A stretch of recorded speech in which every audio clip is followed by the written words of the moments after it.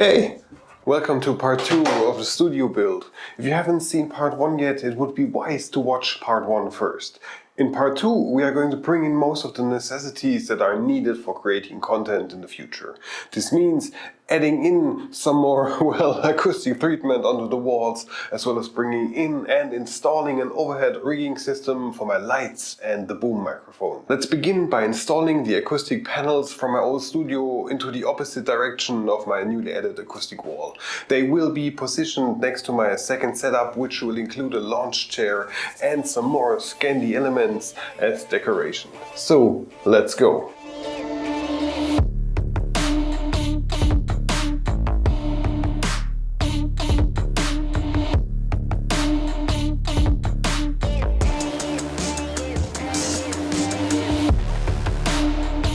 So the next step after finishing the acoustic treatment on the wall is actually bringing in, the overhead rigging system.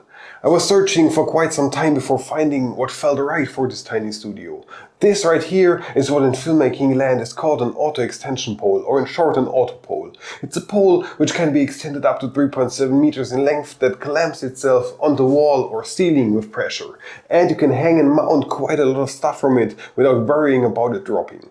Let's unpack it and then set it up first. I'll explain in detail while actually doing that.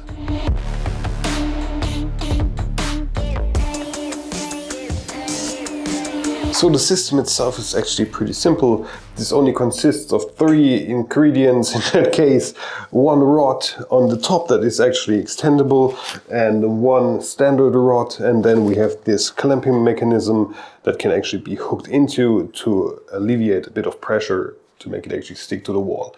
And then we have 2 of those suction cup mounting thingies with rubber inside that actually clamps onto the wall. So it's pretty simple. The mechanism is you have to actually mount it like this, then you can actually extend it, and then with a slight push you see it moves a tad, and that is actually the pressure to the wall, and then it's locked.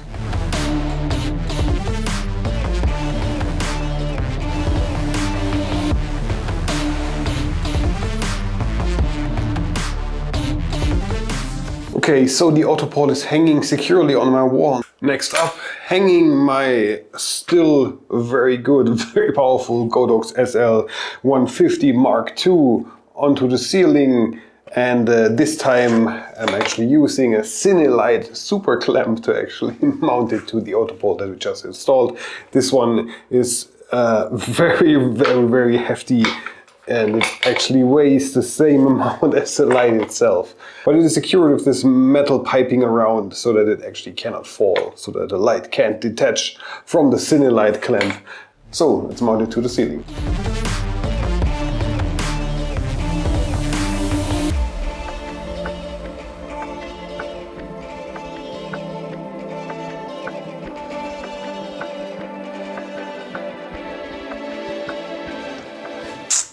So next up, we are going to hang the microphone and all the necessary stuff for the boom microphone, so that I can actually record voice without the wireless Go 2, but instead of the boom mic directly.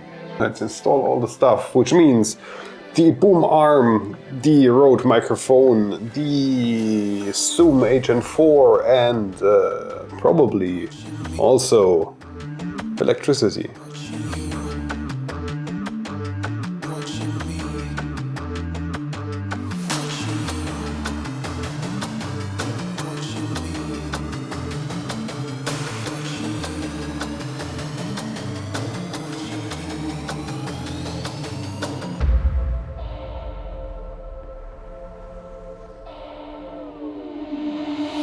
So after actually finishing most of the stuff that I wanted to do, like the acoustic treatment, which isn't done completely yet, but there will be more. Next up, I got myself 12 of these panels for more acoustic treatment in this room. I will mount them to this white wall right next to me, so that I have something on every side. Hopefully this works. I've never used them before.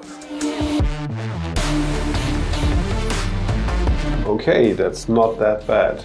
Especially when I'm talking in this section, the sound is getting much better. Maybe I'll get another pack of those to put it up there, and I also need to do something for the ceiling, but this will come later. It's now time to actually put into place the second setup right here in this room, which is the launch setup, which consists of some acoustic dampening on the floor, the launch setup itself, and some more decoration. Put everything together, bring it in, move it into its place and see how it actually looks, because I haven't seen it yet, but in my mind it was very, very good.